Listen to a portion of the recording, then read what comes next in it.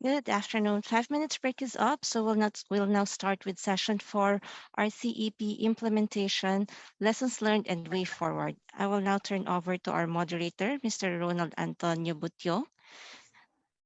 Thank you very much, and colleagues, welcome to session 4 of the RCEP conference, which is on Rcep implementation, lessons learned, and way forward. My name is Ronald Butyong. I'm the chief of ADB's Regional Cooperation and Integration Thematic Group, and I have the privilege to serve as moderator for this session. We are very fortunate to have with us a distinguished set of speakers and panelists. We are very much excited to hear the valuable thoughts and key messages on what's next on Rcep implementation. Our keynote speaker for this session is Mr. Luong Hoang Thai, who is the Director General in the Multilateral Trade and Policy Department of the Ministry of Industry and Trade of Vietnam. In addition to managing the department, DG Thai represents Vietnam at ASEAN senior officials meetings and APEC senior officials meetings. He was also deeply involved in the negotiation of ASEAN free trade areas, the Rcep agreement and the CPTPP, and the Vietnam-European Union Free Trade Agreement. The presentation of DG Thai will be on toward the full and effective Rcep implementation for economic recovery. DG Thai, the virtual floor is yours. Yeah. Thank you very much. So good afternoon, ASEAN colleagues, friends, and everyone. It is my honor to be part of this important event today, and in particular on this session, the Rcep implementation lessons learned and way forward. So I will try to be brief because everyone, I think, is now understand very well the background of the Rcep agreement. So my presentation consists of basically 3 parts: the importance of Rcep, the implementation, and finally the way forward. But for the first part, I will try to go as quickly as possible. Next slide, please. So, you know, the Rcep agreement is one of the major agreements in the region, that indeed the largest agreement in the region with the major participants in the region. Next slide, please. And we indeed had a quite long journey in the negotiations, but finally we have been able to conclude the agreement and bring the agreement into force. And now, you know, for the time being, we are able to see that the agreement is in the first month's implementation. So I just want to highlight some of the key things that we expect in the negotiation. As a background, we all understand that this is an ASEAN Center agreement with which we hope will harmonize a number of existing ASEAN agreements, and in addition, bring it on some the forward-looking features that we see in many of the new generation free trade agreement. So basically, we have been able to successfully conclude the agreement with that feature.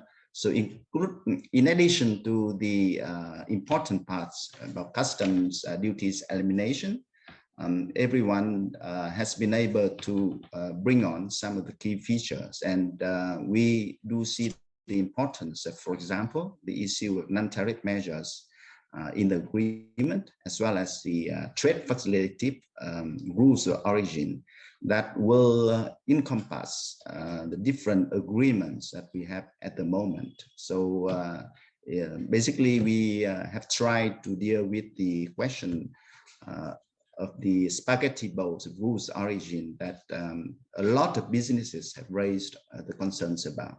So these are the very important features of the agreement. So in addition to tariffs, I think non-tariff barriers is something that everyone has been looking at, and we do see that this is something that will help the region integrate much better. In addition to that, of course, there are many other advanced areas in the agreement that you may find, including e-commerce for commitments, for example, as well as investment rules and many other rules. Next slide, please. So with that, I think we do have in place now the agreement that linking different ASEAN FTAs into one of the largest FTA in the region. And in that, for Vietnam in particular, we do see that there are all the major investors and trade partners for Vietnam in the region. So for Vietnam, this is one of the key agreement. Of course, one of the things that if we take a step back, we do see that this is one of the agreement with probably one of the largest differences in the level of developments among members. So this is somewhat a different character of this FTA vis-a-vis many other new generation agreements that we find in the region. So this will probably require some careful look at in the implementation. So for Vietnam, how we do see the implementation of the agreement, I think Vietnam share the objective with other countries that bringing the agreement into implementation is a very important role. And we are glad to see that we have been able to bring the agreement into force from the beginning of 2020 as expected. And now, majority of the participants have already ratified the agreement. And as for Vietnam, we are among the first group of countries who have already ratified the agreement. And with that, we have passed all the necessary legal documents, as well as a forward-looking implementation plan passed by the government in order to effectively implement the agreement. So what are the way forward then? If you look at the agreement, we do see that a number of countries still in the process of ratification, and we are looking forward to time very soon that all the participating countries will ratify and implement agreements so that we have a truly regional agreement in place for all of us. And then if you look at the impacts of the agreement, even though for most of us, there have been only a few months of implementation with probably one of the most challenging time for many of the economies in the region. But at the same time, we do see some encouraging signs in the implementation. I think recently we have seen a World Bank study on the impacts of the Rcep agreement. And of course, there should be some assumptions when the World Bank come up with different scenarios for the impacts of the Rcep agreement.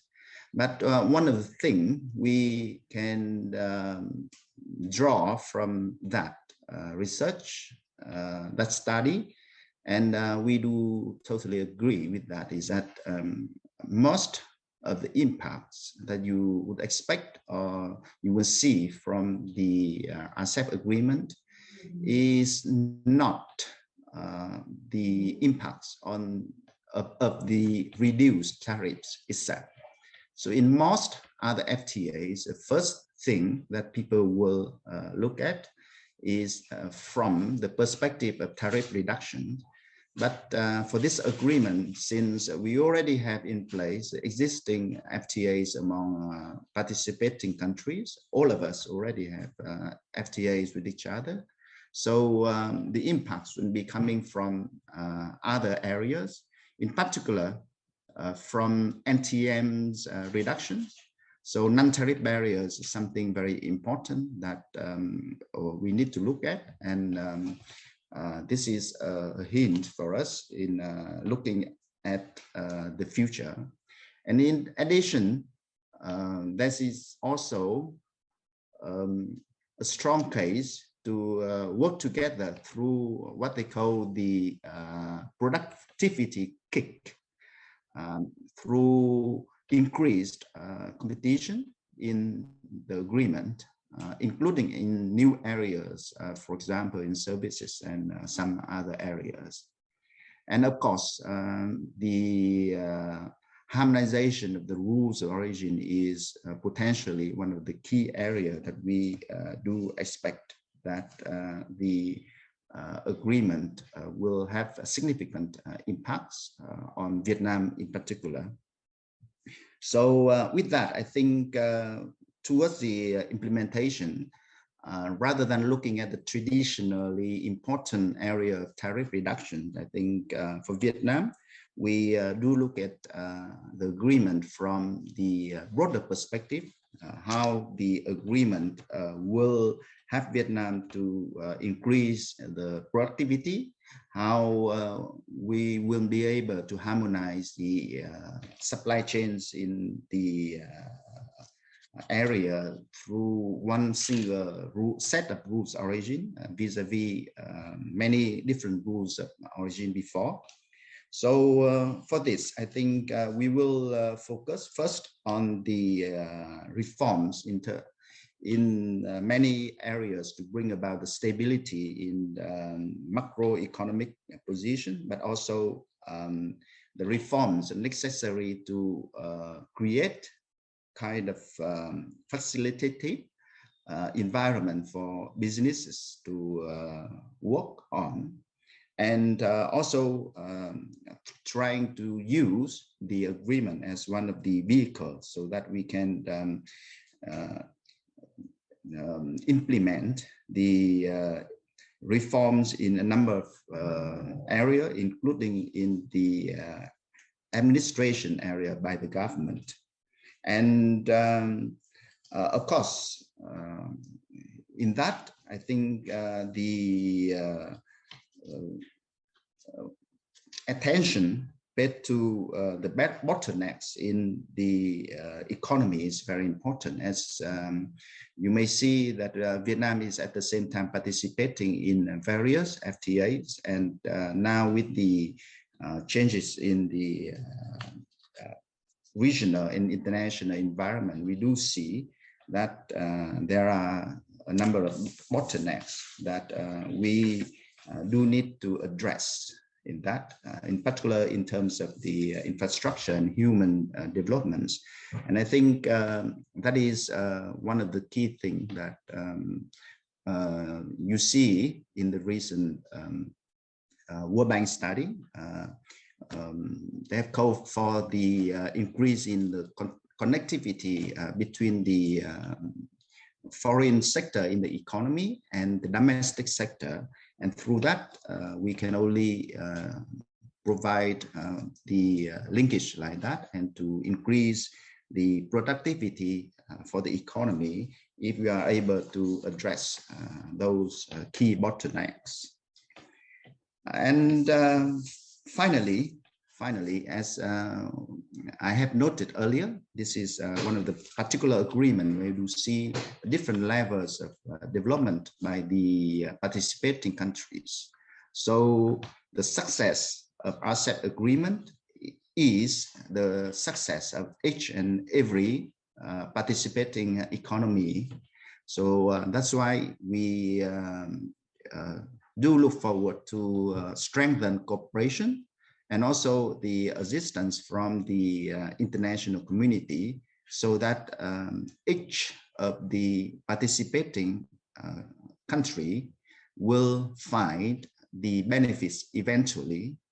And this is important because the Rcep is an exercise to create a truly regional supply chains in the region. And if we miss a link in that region supply chains, and that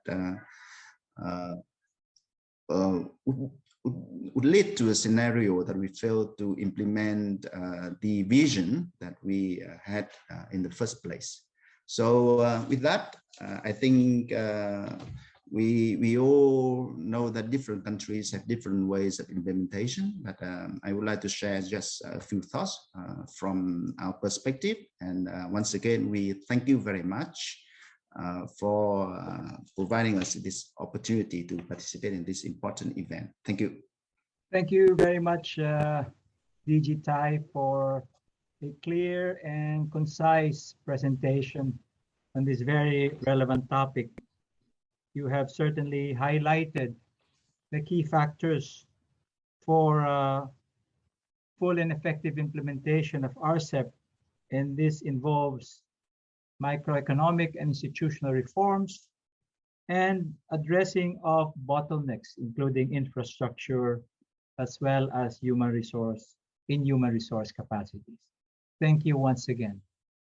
Let me now ask our panelists for their preliminary interventions on the topic for this session.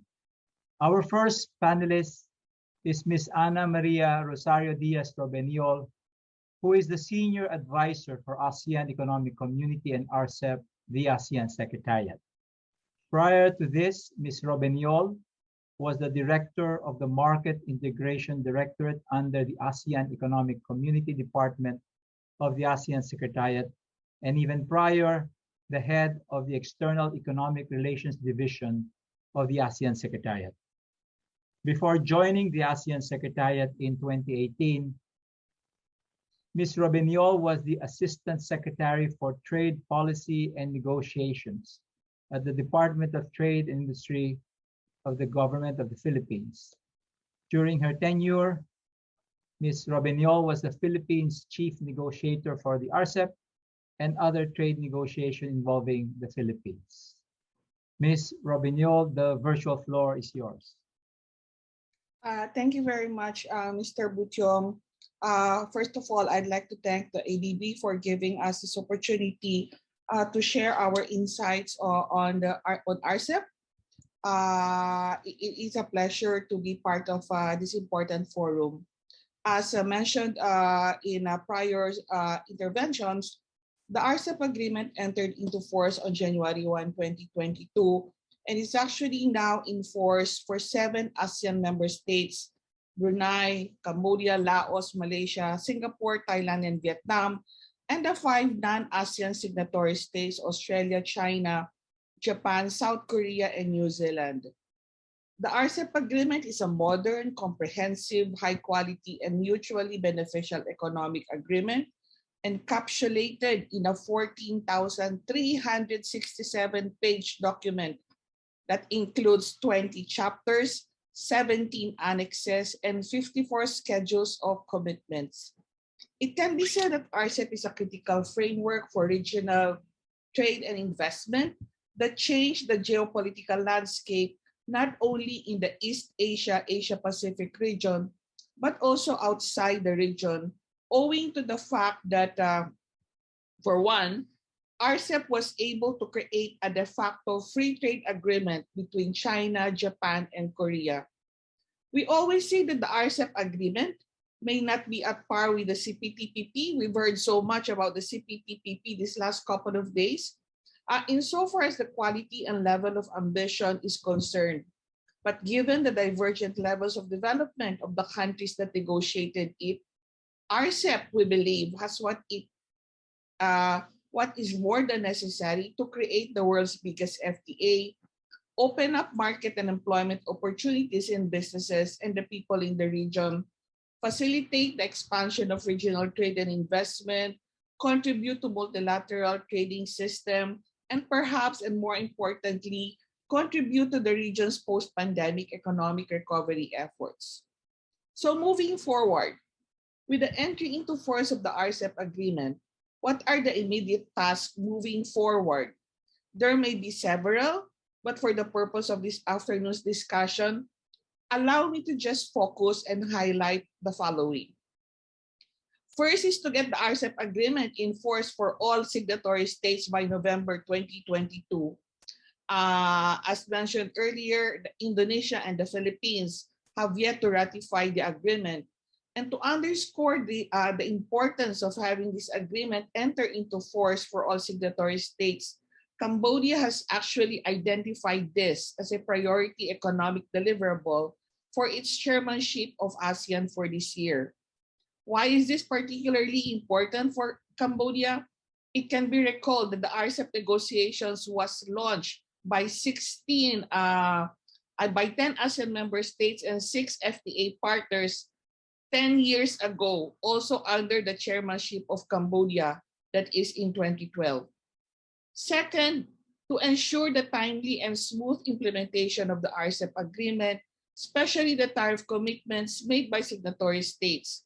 They have to ensure that the pending work to transpose the tariff reduction schedules in Annex 1 of the Rcep agreement and the product-specific rules of origin in Annex 3A of the Rcep chapter on rules of origin from the HS code that was used then, which is HS 2012, to the existing version of the harmonized system has to be completed within the deadline set so that both are implemented using HS 2022 by January 1, 2023. Again, why is this important? Because having a common system for implementing the Rcep agreement is more trade facilitating the businesses. The third one is to make sure that micro, small, and medium enterprises have access to Rcep-related information. A publicly accessible information platform would need to be established by Rcep participating countries. Parties and signatory states alike should invest in public awareness campaigns that would not only explain what the Rcep agreement is all about, but more importantly, how users will navigate the Rcep agreement itself, like how to read the complex tariff reduction schedules, how to understand the rules of origin, both the rules and the operational certification procedures is always important to actually increase the uptake and utilization of the Rcep agreement in the future. The fourth way forward, fourth action that needs to be done in the immediate future is for the Rcep Joint Committee and its subsidiary bodies, especially the Committee on Sustainable Growth, should commence and even fast-track the development of an ecotech work program. And priority should be given to those areas where capacity building, which have been mentioned much earlier by several speakers, would be needed particularly by the least developed ASEAN member states to implement commitments they have made under the agreement. Fifth, bearing in mind that the Rcep agreement would be open to accession 18 months from entry into force, the Rcep Joint Committee should also start looking into the development of accession procedures to ensure that that particular piece of document is ready by the time that the agreement is open for accession, and that is like sometime July next year. It should be noted that to date, at least 2 countries have already signaled their interest to accede to the Rcep agreement: Hong Kong, which has an FTA with ASEAN, and Bangladesh. 6 is to continue working on the built-in agenda in the Rcep agreement, and we should commence as soon as possible. This would include, among others, reviewing the nonlinear phasing of tariff elimination commitments, particularly by Indonesia, Malaysia, and the Philippines, as well as discussion on full cumulation, proof of origin under the Rules of Origin chapter. Last but not the least, the Rcep Secretariat must be established as soon as possible to assist the Rcep Joint Committee and its various sectoral bodies in ensuring the smooth and timely implementation of the Rcep agreement, including the housekeeping matters and built-in agenda, some of which I just mentioned. Of course, the Asean Secretariat is there, but Rcep is an agreement comprising 15 parties, and signatory states monitoring the implementation of this agreement should therefore be a shared responsibility among them. What are the challenges? The most important or immediate challenge I could think of is how to ensure that the Rcep agreement delivers to its promised gains, and these gains would only be achieved if Rcep is fully utilized by the business and economic operators, notwithstanding the parallel implementation of the Rcep agreement vis-a-vis the ASEAN +1 area, FTAs. Now, what is the role of the ASEAN Secretariat in all of this? The ASEAN Secretariat played a critical role all throughout the Rcep process, particularly in supporting the TNC chair and the various working groups involved in the negotiation. While an Rcep Secretariat will be established, it can be expected that the ASEAN Secretariat would continue to play a role in the implementation of the Rcep agreement. It would continue to lend its support to the Rcep process, and I'm currently serving as an interim Rcep Secretariat and would continue to do so until the Rcep Secretariat is formally established. With that, let me end my presentation. My intervention, and I look forward to hearing from the other speakers. Thank you. Thank you very much, Senior Advisor Robiniol. Very clear outline of what it entails to implement the Rcep in the near future. We look forward to a very active discussion after this. Thank you once again. Our second panelist is Mr. Anthony Gill, who is currently the officer in charge of ADB Cambodia Resident Mission and heads the mission's Portfolio Administration Unit. Before moving to Cambodia, Mr. Gill was most recently a member of the Greater Mekong Subregion's Economic Program Secretariat and head of portfolio administration for ADB's resident mission in Indonesia, as well as the head of country programming there. Mr. Gill, the virtual floor is yours. Thank you and good afternoon. Good afternoon, everybody, for inviting me this afternoon. It's a delight to be here. I suspect I've been invited to the panel, or I'm taking the view that I'm speaking to you today to provide a development partner's practical approach to the implementation of this such an important trade agreement. So perhaps I could stall for a few minutes and just talk about how ADB can support the implementation of this important regional FTA. Why do we want to support Rcep? As key development partners for all of the countries in the region, all of which who have signed up to this important trade agreement, we're key development partners in helping them develop their economies in a sustainable way while also reducing poverty.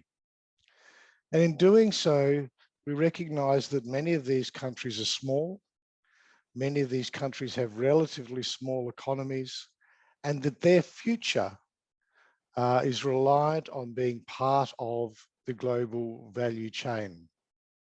And so there are a lot of elements to strengthening and supporting their efforts in this regard, notwithstanding these, and one of the benefits that is brought to them are being members of this regional trade agreement. So it's for the country's benefit that we are trying to help support the implementation of Rcep. The next question, of course, is how can we help? And I think there are a number of ways that we can do that. Using the mechanisms available to, and the support or services that ADB provides to our developing member countries. We can help in policy and advisory services, capacity building and awareness raising, systems development and implementation, and hardware. And both DG Tai and Senior Advisor Robinol have already touched on these in a broad way. But let me start firstly with policy and advisory services. Rcep identifies a number of areas of further analysis, and as a key knowledge bank in the region, ADB is well placed to continue supporting the implementation of Rcep by being a partner in that further analysis of factors that may still constrain the implementation of Rcep into the future. And I'm sure our colleagues and our moderator today are keen to be a part of that process. But that's certainly a key role that ADB plays in the region. As the acting country director for the Cambodia resident mission, I take a relatively country-specific approach, as you can see perhaps from my history. And I think we need to also take a country-specific approach in our support to policy and advisory services across our member countries to capture the benefits of Rcep. All of these economies are not the same. Their contribution to the global and very importantly these days, regional trade agenda are very, very different. And the benefits that they can gain from this trading agreement are very, very different. And so I think ADB can also help provide policy and advisory services at the country level to provide tailored solutions that meet the specific needs of our developing member countries. I also think that we need to focus a lot on the policy, advisory, regulatory requirements to address some of the non-tariff measures that are raised in very many areas across the Rcep document and the analysis that is being presented over these 2 days. And the benefit of those is that it will always improve their trading performance regardless. I was just surprised to see that we have 14,000 pages of document. I'm not quite sure how we develop awareness raising and capacity building programs for 14,000 pages worth of document, but there's the challenge. But that's something that ADB can certainly do. And I think we also need to take a differentiated approach there. Different groups gain different things and need different understanding of Rcep, and we should take a differentiated approach in that capacity building.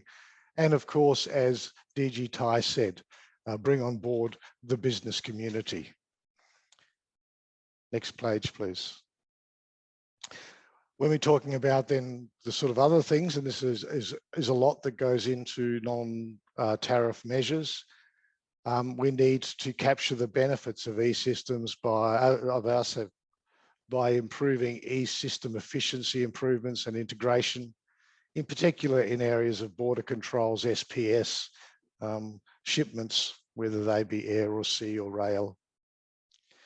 I think we need to improve the infrastructure for the more efficient movement of goods. Rcep provides an opportunity for a better global trade, but there's a lot that can be done to capture those benefits by improving the efficiency of the trading approach, the trading arrangements. And of course, improve and integrate human and livestock health testing facilities at the border, again, to improve that efficiency at the border and enable the benefits of Rcep to be fully realized. How can ADB help in particular? We have a number of ways we can do that.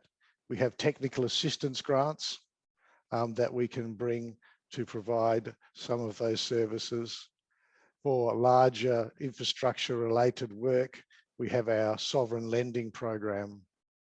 And of course, for the business orientated elements of the trading arrangements, such as ports, we also have our non-sovereign operations. So in summary, ADB has much that it can do to help support our developing member countries, understand and capture the benefits of Rcep, and we look forward to people's requests to engage in this important area. Thank you. Thank you very much, Mr. Gill, for outlining how ADB can help with the timely and effective implementation of Rcep. It will certainly be a great honor for ADB to support this landmark agreement. Providing such support will entail a one ADB approach involving both the bank's knowledge and operations departments. Thank you once again. Our third panelist is Dr. Pramila Crivelli, who is an economist in the Economic Research and Regional Cooperation Department of ADB, and is one of the main organizers of this conference. Her main fields of specialization are applied econometrics in international trade policy, regional trade agreements, trade negotiations, rules of origins, non-tariff measures, and geographical indications. Her intervention cum presentation is on the conference takeaway and way forward for research and capacity building assistance. Pramila, the virtual floor is yours.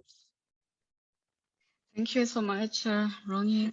Okay, perfect. So yes, indeed, Ronnie, I will discuss today the conference takeaway. So basically, I will discuss or review what we have been discussing over the 2 days, but in a very condensed way, so that we can a little bit, summarize and wrap up all the discussions to think together on what could be the way forward and for research, capacity building and assistance. And you will see that I will also echo quite a lot what my colleague Robert Gill has just said.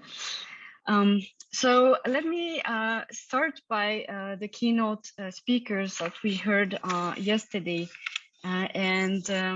Basically, those keynote speakers were Trudy Wittberg and Excellency Satvinder Singh from Asean Secretariat, and they basically set the scene for expectations under Rcep. And I think also today in the intervention, it has been mentioned several times that there is a clear commitment with Rcep to strengthen economic integration, stimulate growth, build confidence in the world's most dynamic region.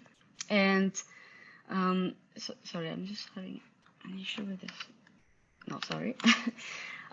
So Rcep will promote transparency, predictability, is expected to have large economic gains, and the Rcep countries are currently laying the groundwork for the implementation. I think it has also been mentioned by Digitai earlier.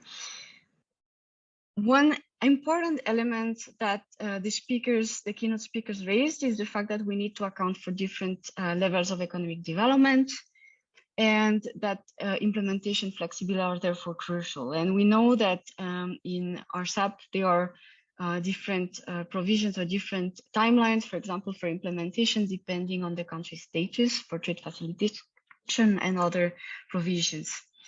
You have also this standalone chapter on economic and technical cooperation. It has been discussed by our earlier speaker from ASEAN, Mrs. Hulbenior. And priority to capacity building and technical assistance will be given to those developing and least developed parties.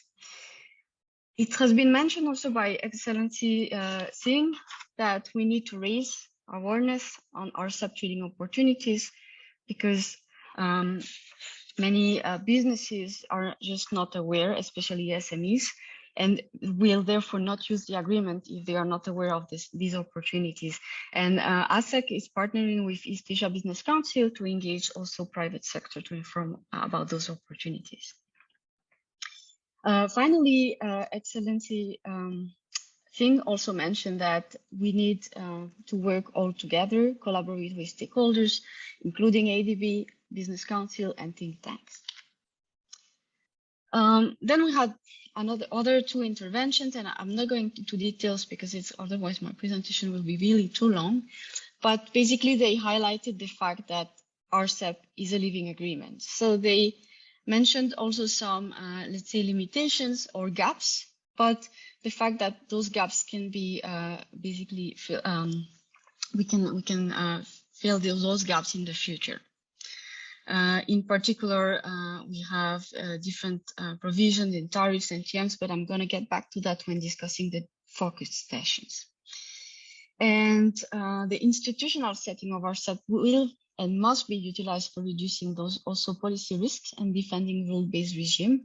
That has been mentioned by our panelists from area. So overall, we also had ADB in these panel discussions, where also we reiterated the support and possible support from ADB for Rcep implementation, working with Rcep Secretariat, Rcep members on domestic regulation, and especially LDCs, and to contribute to capacity building. Now, and finally, in this opening, we had the country perspective. So similarly to the country perspective we just had from Vietnam, we had a country perspective from Cambodia, a little bit more focused on selected areas, where it was clearly mentioned that Rcep implementation has started in the countries that have ratified. And in Cambodia, it is the case. They have issued some certificates of origin, but still some companies remain hesitant to use the agreements. So we need to have more, again, awareness and support the country in implementation through training and facilitating SMEs and firms' understanding of the agreement, and it has been mentioned, I think, by almost all panelists during this session and also the next one, that the important is to raise utilization of FTAs in the region. And it will be also the case that we need to monitor utilization in Rcep through simple, faster, and less compliant, lower compliance costs, and as well as transparency. Now, the key areas that were mentioned by Cambodia in the intervention was research, especially utilization of FTA, rules of origin and trade facilitation, and also e-commerce and establishment of best practices for future negotiations. Dissemination information, advisory service, capacity building, we already mentioned that. So let me go to next. Now, the key takeaway of the session on trading goods, rules of origin and trade facilitation, I can summarize in one sentence by the, I think it was by the New Zealand negotiator or representative, who mentioned that trading goods is a paradox, because it's in fact the chapter with the highest potential for Rcep and for the development of trade and regional integration in the region. It could really generate and foster value chains, help support recovery of COVID pandemic, but it at the same time is also the most complex area to implement. And the reason has been highlighted by other panelists, the fact that we have 38, and it's also clearly reported in our ADB report, that we have challenges with the complex and long tariff schedules. The proof of origins have 3 different regimes. We have cumulation that is only diagonal and not full, and tariff differentials, which are particularly complicated to implement for customs. And even if they are quite complex, as mentioned by New Zealand, so you can imagine that if they are very complex for New Zealand customs, they will be even more for some other developing members. There is no WTO plus commitments also in SPS activities, talking about trading goods. So I think reflecting on what has been said also by Mr. Gill, definitely SPS activities are an area where we should work, but as it is now on the Rcep agreements, we would first need to raise the level of ambitions of the agreements to have WTO plus provisions here. But it has been also mentioned clearly in the presentation by Mr. Gill that we want to work on non-tariff measures, and one of the major or the most reported non-tariff measures that exist is in fact rules of origin, which is according to the ITC business survey. And I think it was quite clear from this session that this is very complicated, especially certification.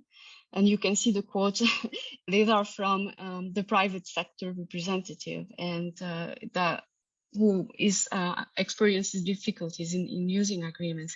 And the cumbersome direct consignment procedures is extremely, is not addressed. So some areas are not addressed by Rcep, so direct consignment or third country invoices, back-to-back certificates. And these are key, I would say, key elements for trading goods in global value chains, because it's very rarely the case that a good is exported and goes directly to the final destination without transit, without, being sent to, I don't know, another intermediate.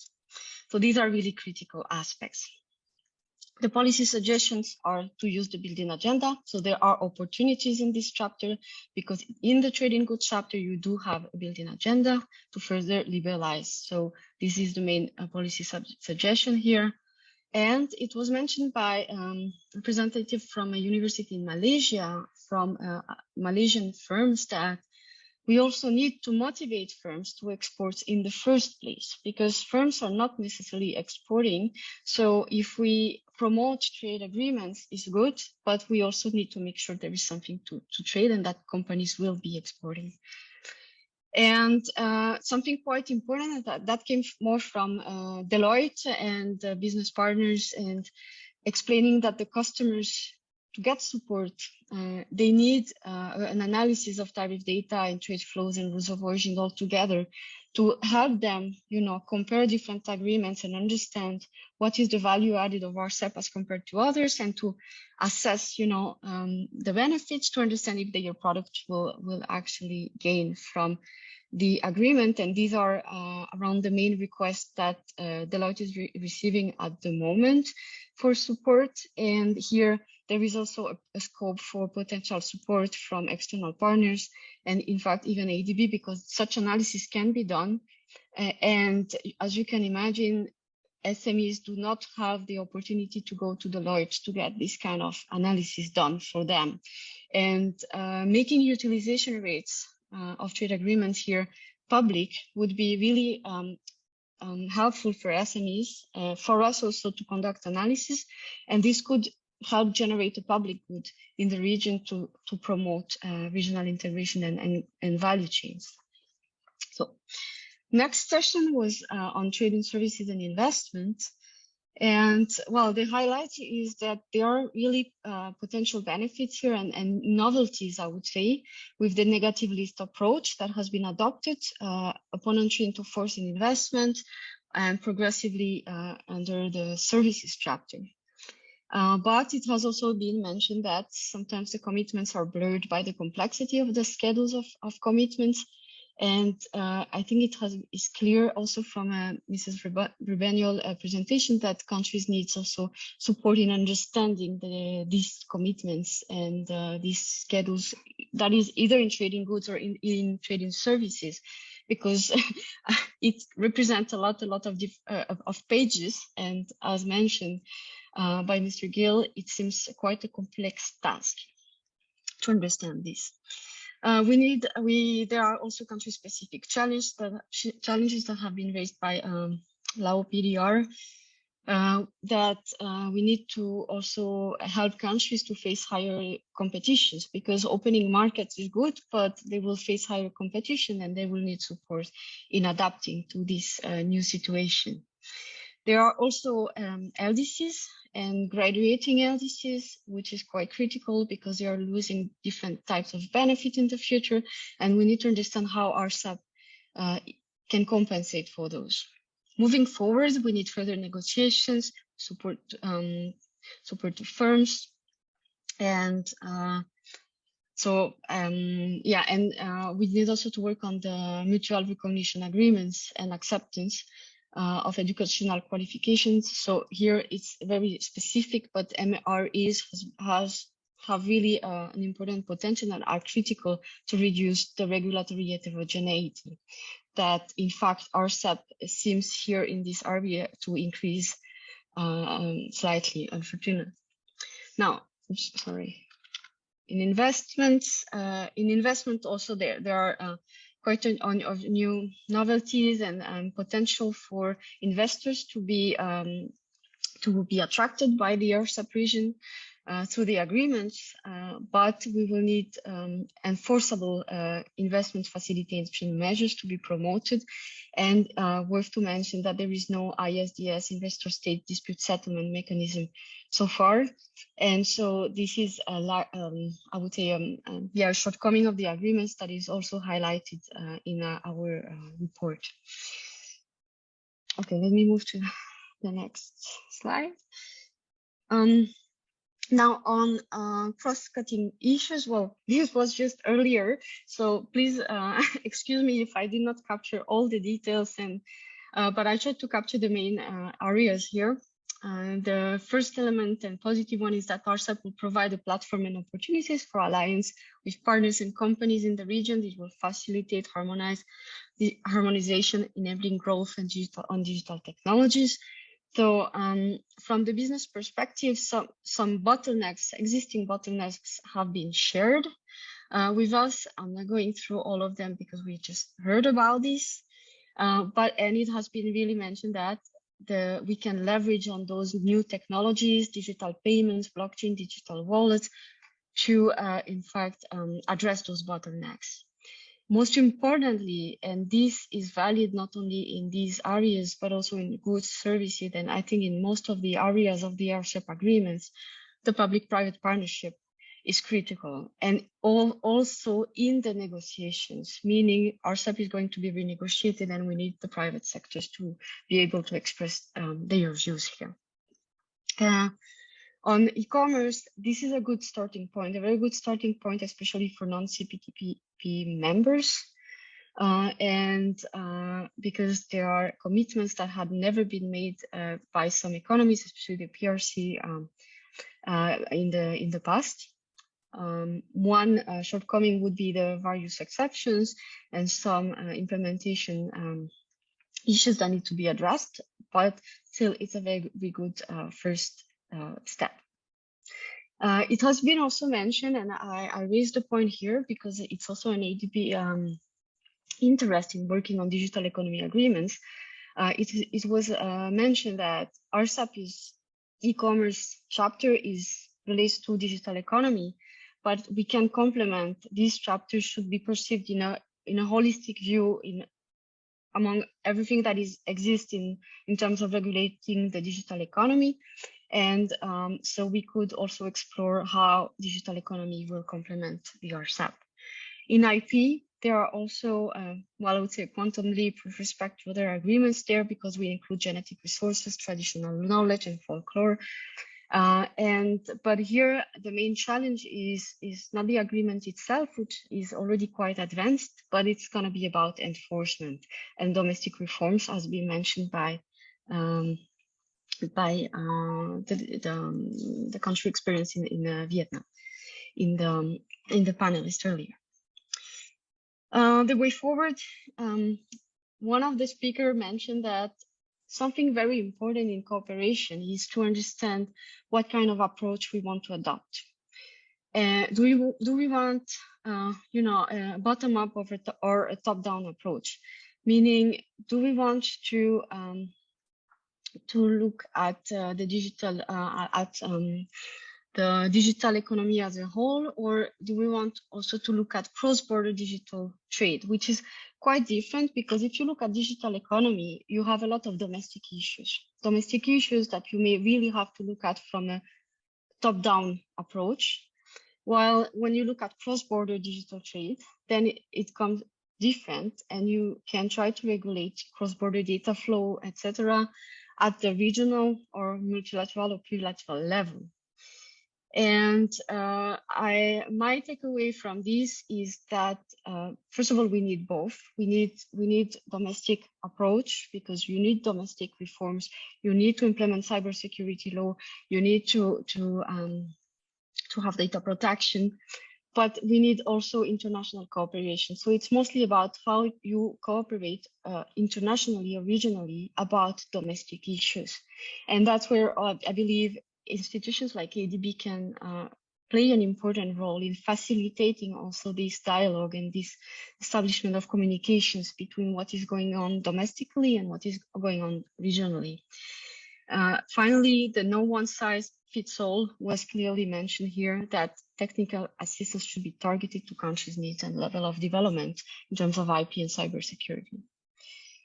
So now, way forward, what we are doing in ERCI, I'm also here to share our work.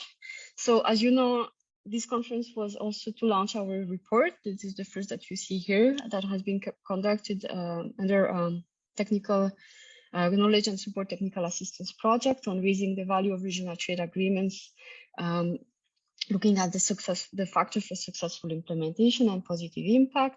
We had other products on policy brief. We have also working papers on the economic impact, and another report that was launched last Friday on product-specific rules of origin. But a lot remains to be done. And the first thing is that we need a tailored research and capacity building program for negotiators and capital-based teams, because the design and drafting of Rcep, in built-in agenda deals with refinement. We talked a lot about this, right? Refinement, renegotiations. I think Mrs. Rubenial mentioned that now, the work is not, we're not at the end of the journey, but at the beginning. There will be other meetings to discuss different elements. So here we will need to support this process and to provide, I would say, negotiators at the country level or regional level, all the tools they need to make the agreement business friendly and utilized by the private sector, and actually useful to foster economic development. So we need to support in looking at the text of the agreement and the drafting as well, because we rarely mention that sometimes countries lack capacities in drafting themselves the agreements. And then this is the reason why sometimes agreements have wordings that is ambiguous. And this is what leads to also implementation challenges because of the different interpretations. And this is something we want to avoid. So we need a dialogue between regulators and policies, a public-private dialogue, was already mentioned, capacity building, trainings, advisory service. And these are all elements where we can contribute through our research dissemination and through support to local, to national governments. We can share our methods to analyze data. We can share our methodology to devise negotiating strategies. For example, we had earlier this year an activity with Indonesia to help them where we explain, how we can read trade data and match them with product-specific rules of origin and with tariff phasing down, and how it can help to understand, what remains to be done and what could be further negotiated. So next step, what we are planning to do is to have a roadmap, because so far there is no roadmap for Rcep implementation. But obviously to design a roadmap is quite complex. And I put an S in parentheses because it can be one roadmap, but it can be also roadmaps on selected sectors. It can be a roadmap on services. It can be a roadmap or on market access in general. That can be services and trading goods, a roadmap on competition, and roadmap on different elements. But most importantly, we want to conduct further analysis, just like the Rcep report that we just launched. We would like to have a textual analysis, but this time also including for ASEAN +1 FTAs, because it has been mentioned by Mrs. Rabanel that we talked a lot about CPTPPs in those days and also in our report. So the next step would be to extend this and to cover other FTAs, because as you clearly mentioned, Rcep has been built upon ASEAN +1 FTAs and ASEAN regional integration process. So to reflect this is crucial that we conduct such an analysis. This can be on the whole text and also on the product-specific rules of origin, but also on services, where we need more understanding of all these services commitments. Finally, we are working on building data sets and databases so that they could be available for private sector as a public good, such as of course, we don't have utilization rates for the time being, but we may advocate that government can consider to make them public, or at least to allow international organization or academia or think tanks to use those data to help countries and to design policy recommendations. And we could build such a system, just like based on notifications by our member states. And it has been done, in fact, at the WHO and by UNCTAD on unilateral preferences already. So why not in FTA and why not in Rcep? We need firm surveys to understand certification issues that were the major, I would say, bottleneck in trading goods. And we'll also work on digital economy agreements, as I mentioned earlier. Finally, and most importantly, I reiterate the need to take into account country-specific characteristics. Thank you very much. Thank you very much, Pramila. That was indeed a comprehensive summary of the entire conference. At some point, please include a summary of this important session. Of course, you don't need to summarize your summary already. Thank you once again.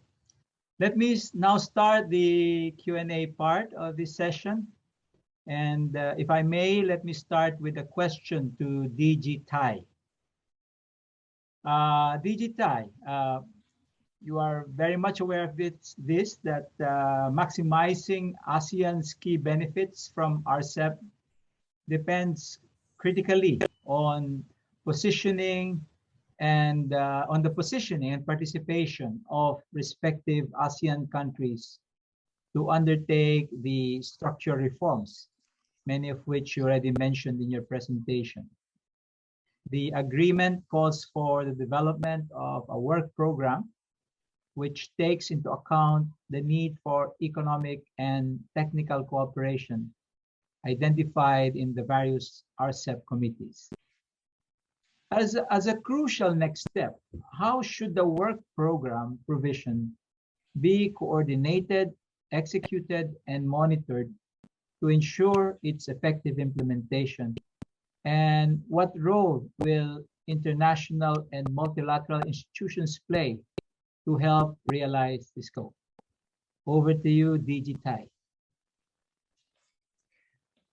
Thank you very much. I think this is a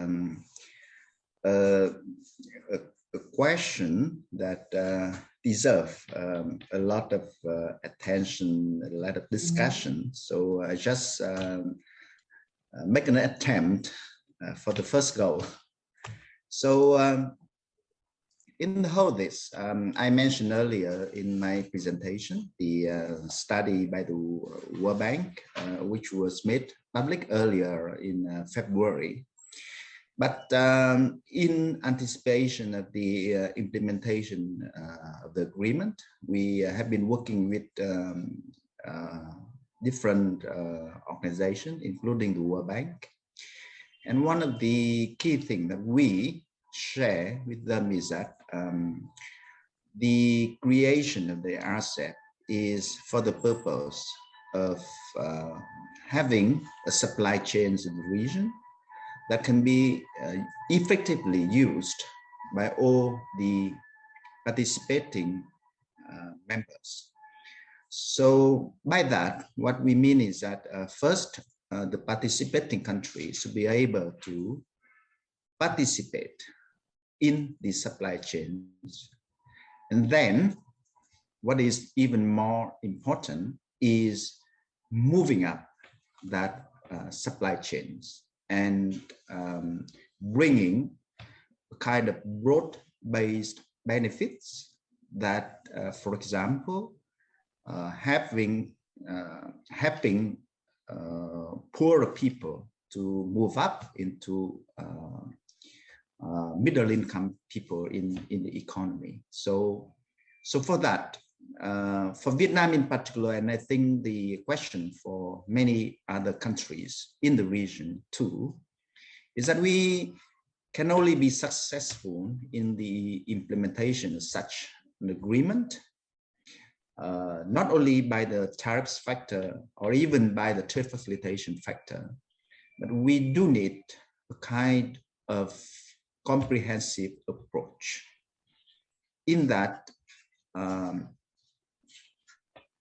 we see that a lot of foreign investments coming, for example, into Vietnam. So Vietnam in the initial states have been somewhat successful in participating in the supply chains. But to be able to move up the supply chains is something very challenging for Vietnam. And I guess for some countries that are participating in the agreement, I think the challenges are the same. So for developing members of CPTPP, and in particular for the least developed countries, we would need a kind of holistic and regional approach to that with the participants, so that different countries with different vision, for example, some countries would be able to participate in the supply chains. Some other countries will be able to move up the supply chains, the regional supply chains that we are creating in the region. And some advanced members in the CPTP, in the Rcep agreement, will be able to diversify the supply chains to their benefits, and also to provide a kind of secure supply chains. So for that, I think the implementation, if we have that as a background, is a very broad question that we need the participation of everyone. So I mentioned earlier, for example, very simple things like we do like to see the domestic companies, in particular the SMEs, being able to participate in the agreement and eventually using the self-certification avenue that has been created by that agreement. But the capacity there for the domestic firms to be able to do that is not an easy task. And then from the firm up, you see, you will have to meet with a lot of barriers. So how do we have the business environment that will be providing a facilitative avenue for firms to grow up and participate in the supply chains in the region? And finally, they can only do that with a stable macroeconomic environment. So we have seen before, when we first open up, the situation that we are open up for very competitive economies in the region that are competing with ourselves. In particular, if it is a challenging time with pressures on inflation and other things, there may be a situation that the macroeconomic environment is not good enough to provide stability for companies to grow eventually.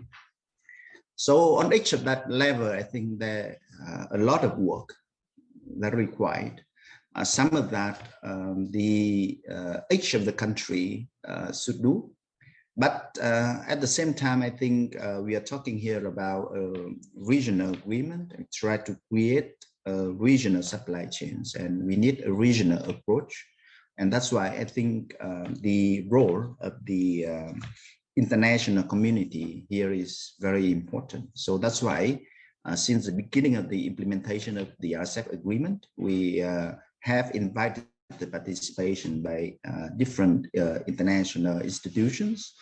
So working with them and sharing experience, and at the same time, we do see the benefits of working with other partners in the region, but also outside the region as well, to bring that vision of the Rcep into reality.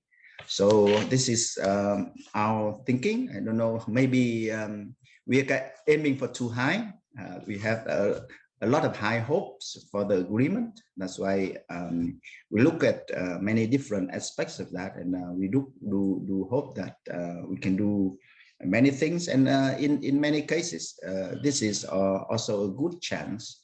In the name of the agreement, we can implement a kind of broader reforms than actually requires by the legal text of the agreements to achieve the benefits, moving a little bit beyond what is there in the agreement, looking at a higher thing, which is the objective of the agreement in the end.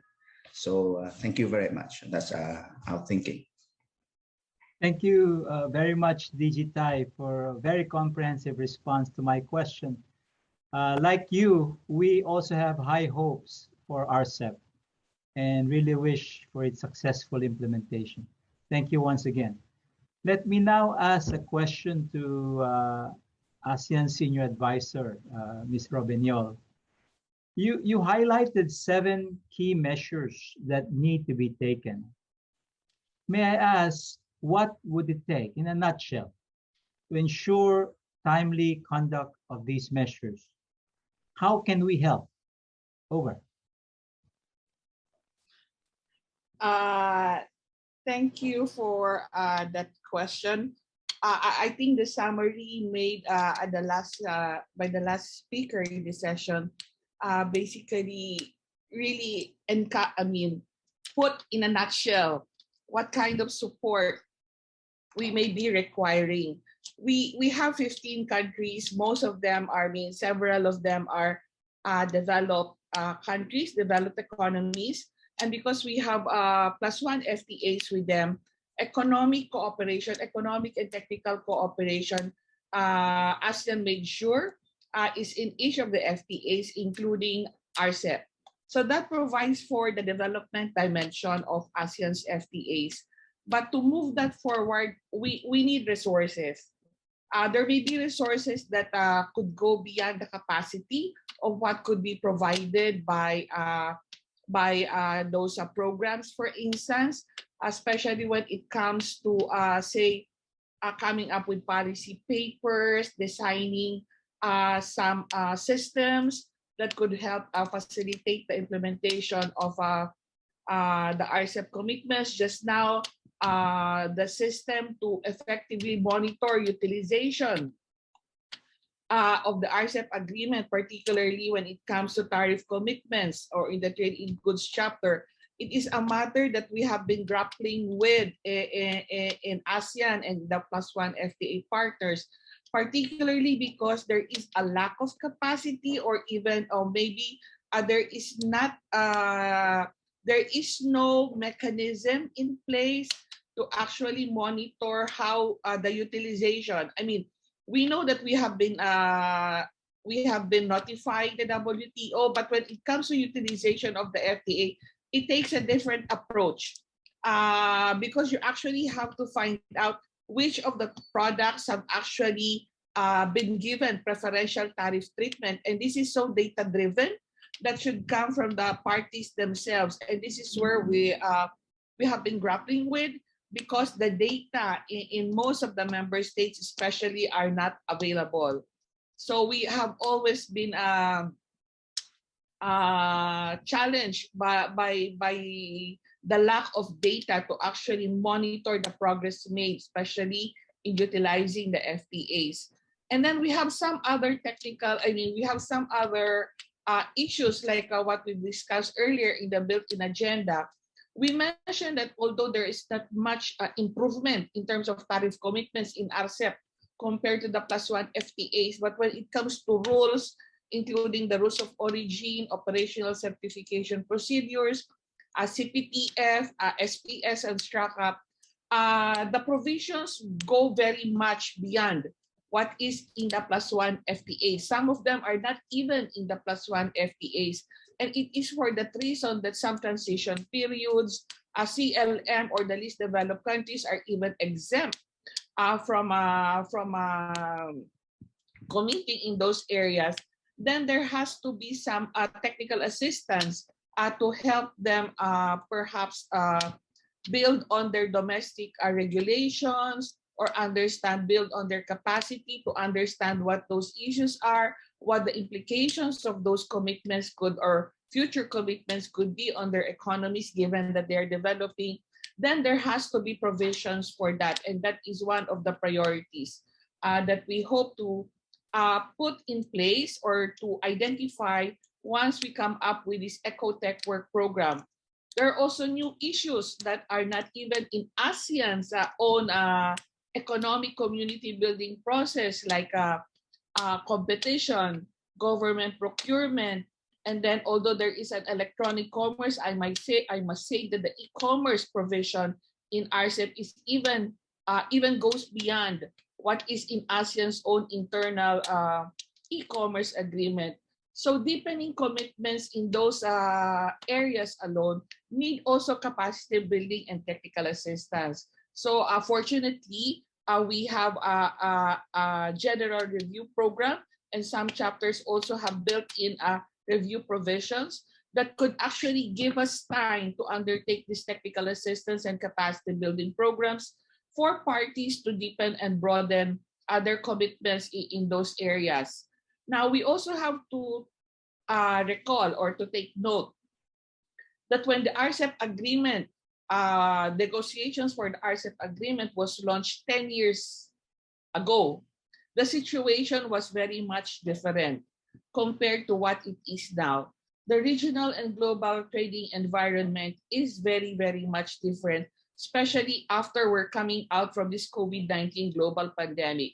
So much focus now is given to digitalization, sustainability. We hear buzzwords such as decarbonization, how to make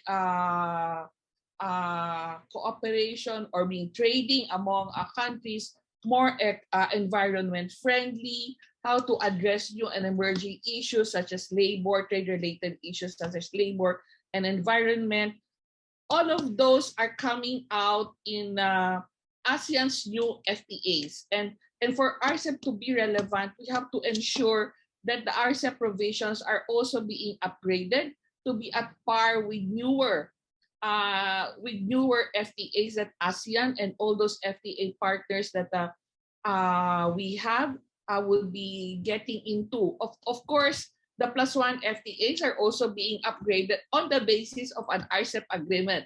But the Rcep agreement should also be upgraded eventually to bring into it these new and emerging issues.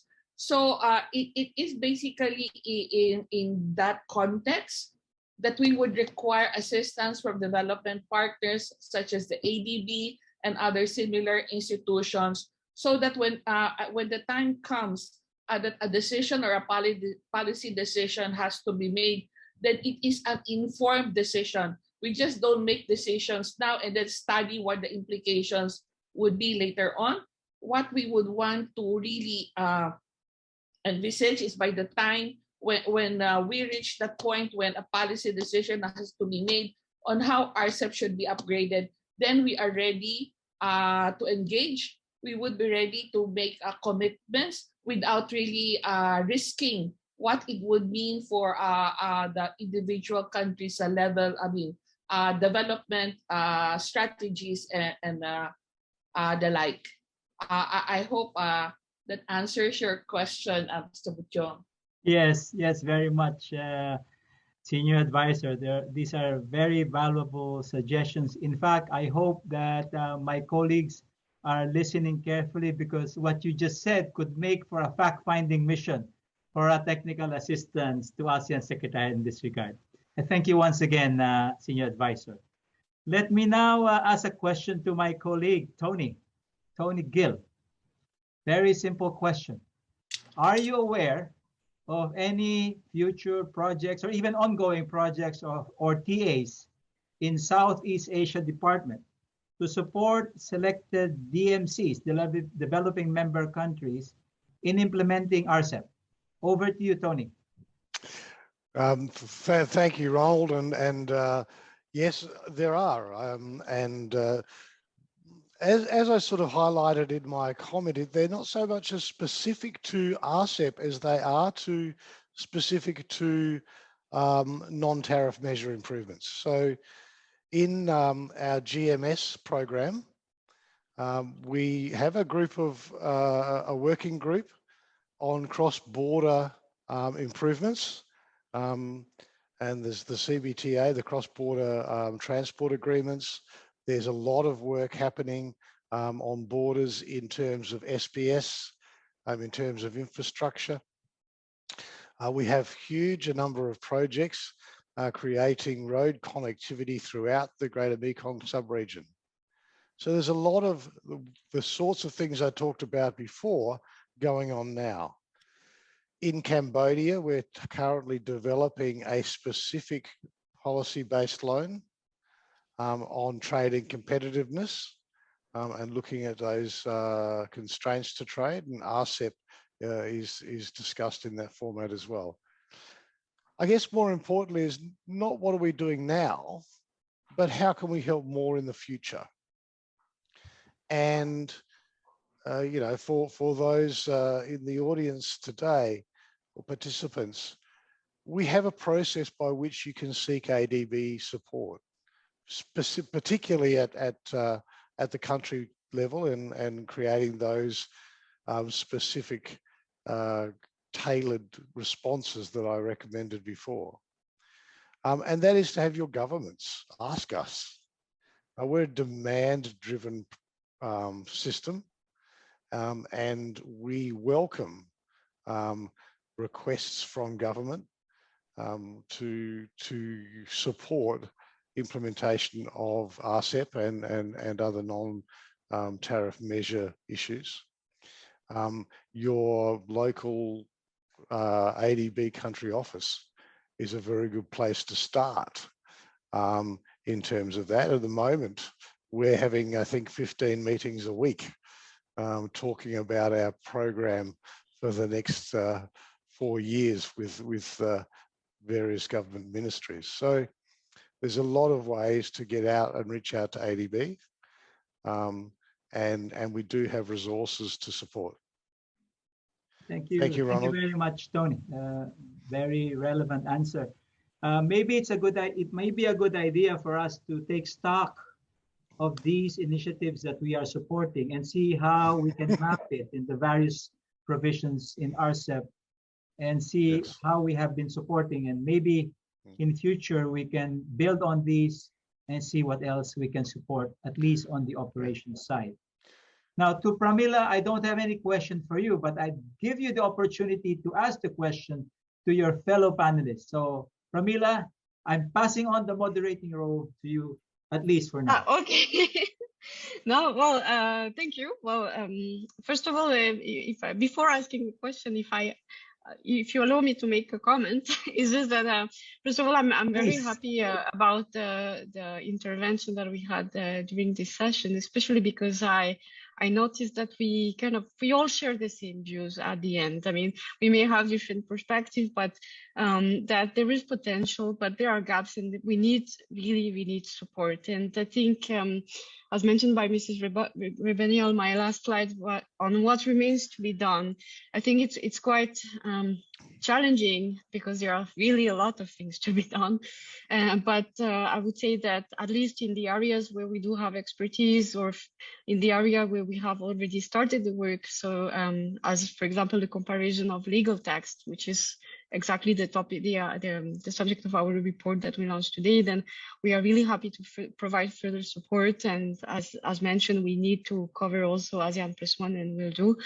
And to my colleague Robert Gill, we are happy also to from the headquarters, but we are happy to to support and work in collaboration in case if there is anything that we can support with with policy papers, research, or capacity building and dissemination.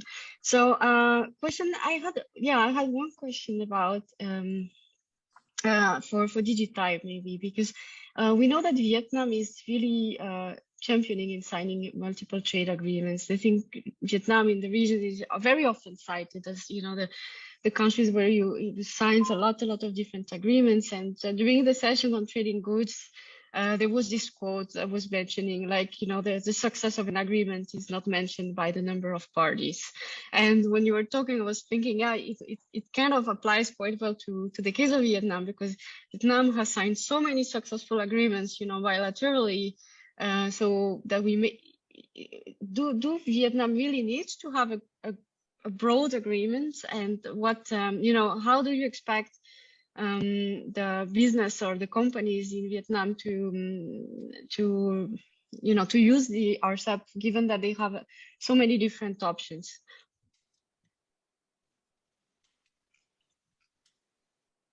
Thank you. I think earlier on when I was junior person, and then we had the privilege of the late Arthur Dunkel coming to visit Hanoi, and he told the leaders in Vietnam that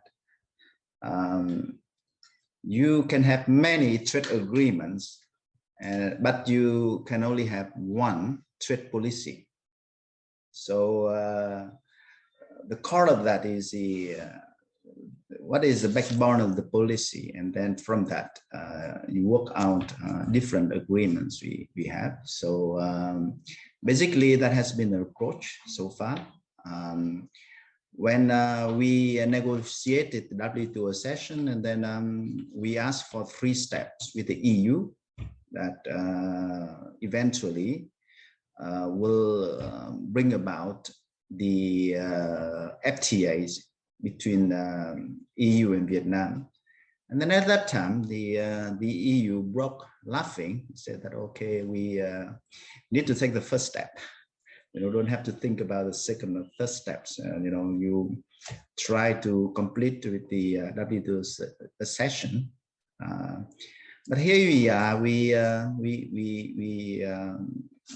had a vision of opening up, and finally we are there. With so basically, as I mentioned, we have one trade policy and many trade agreements, and more trade agreements maybe in the time to come, but it has to be based on that one policy that we have.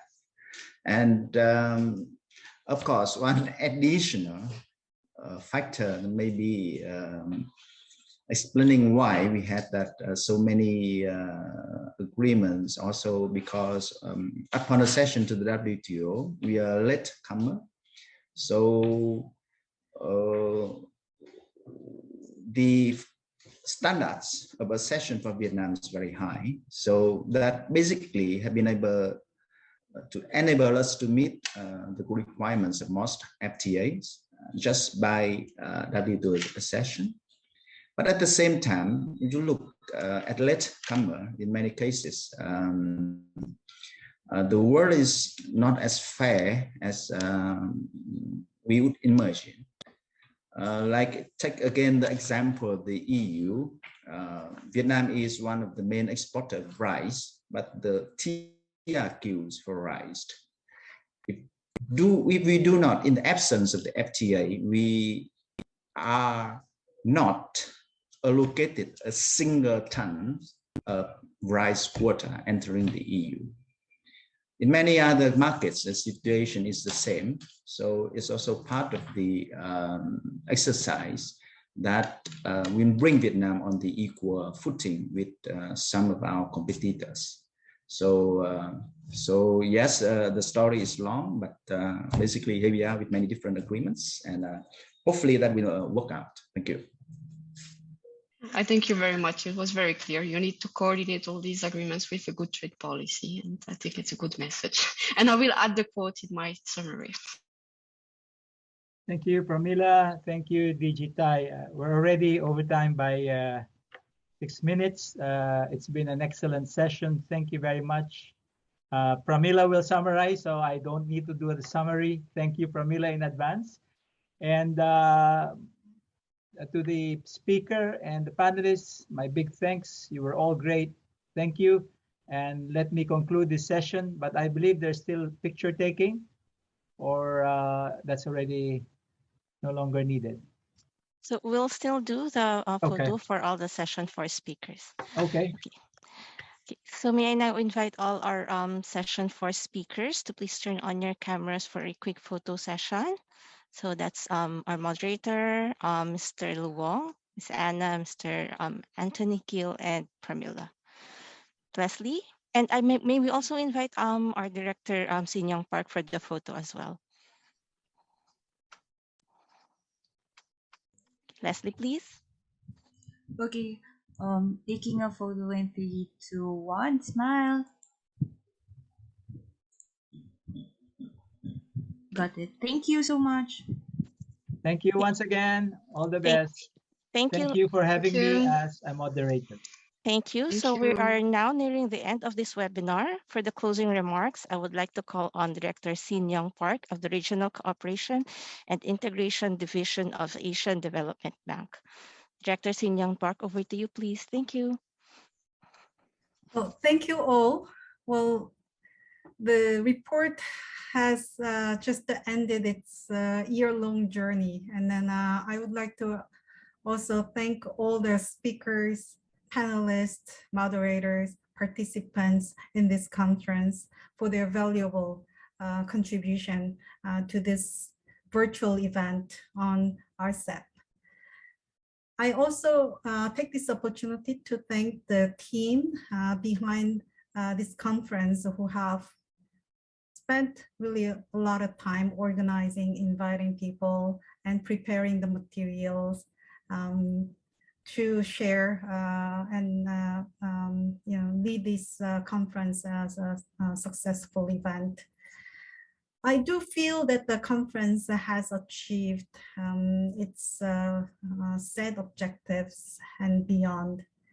Some of the key objectives we had in organizing this event earlier was to provide a venue to share the policy analysis that has been undertaken on the Rcep, as it was first agreed in late 2020.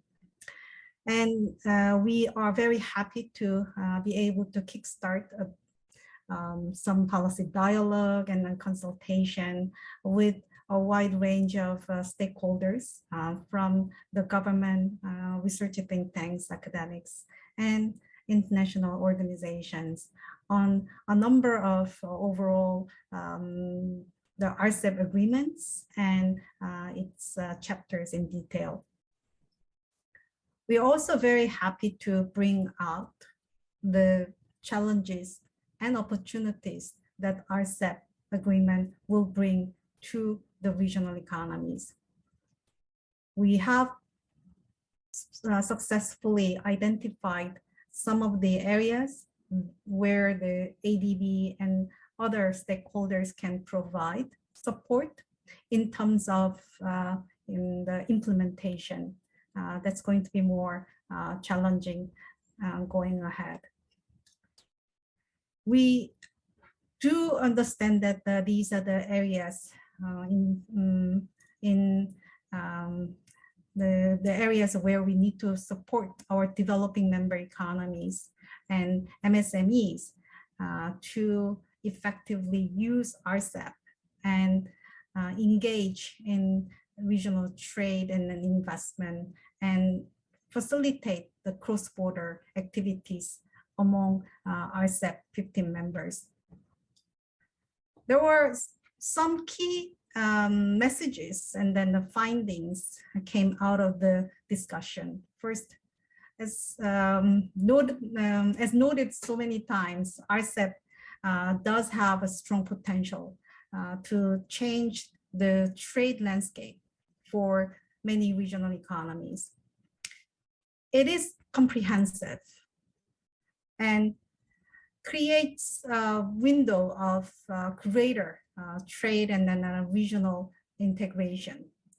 However, it does have a lot of challenges as it requires a deep domestic reforms to realize that potential. Many of the commitments under the agreement are fairly advanced compared to the ASEAN +1. These are particularly prominent in e-commerce, the competition policy, and intellectual property. However, there remain as great challenges as these opportunities in terms of market access.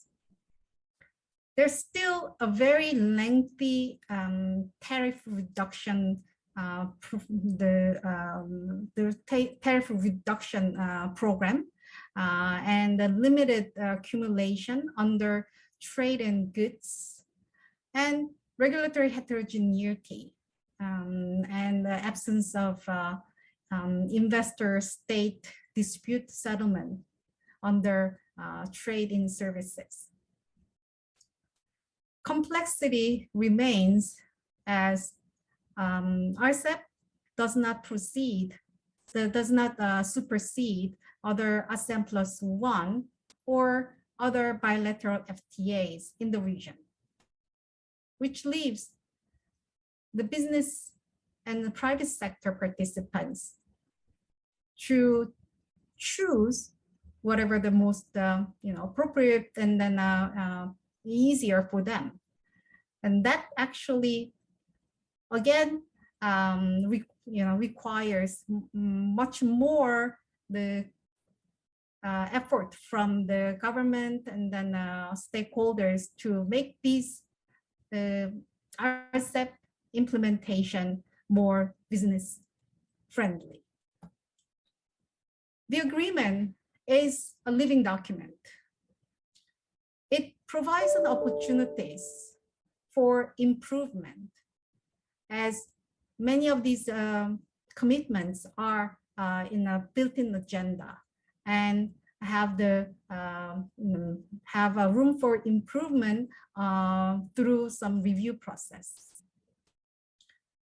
Throughout a day and a half event, we have identified the areas where the implementation challenges remain. We heard so much about large potential of Rcep, which can create new business and economic opportunities. But the agreement also presented many challenges in technical details and therefore in the implementation process. All of these issues are important for future work of the member economies. They're also very important for the ASEAN Secretariat as they assume their role in monitoring progress in implementation. We also expect to see the APEC, the Rcep Secretariat and the capacity building of the Rcep Secretariat will also be another area that many needs to pay attention to. I I'm also very happy to hear many colleagues from ADB shared a strong support and willingness to help the developing member economies in Rcep to be able to take advantage of this agreement and being able to move forward in facilitating trade and regional integration. So before ending my closing remark, I would like to express my special thanks to the ERCD, ERCI team for these great contributions in preparing the study and also the conducting this knowledge event. I would also like to thank the ADB's Hospitality Management Unit for running a smooth event, and to Southeast Asia Development Solutions Knowledge and Innovation Platform called SEEDS, and other ADB colleagues who helped share this event information and promote it in the social media far and wide. I wish to see you all again and in our future discussion, and I look forward to further collaboration. Thank you very much.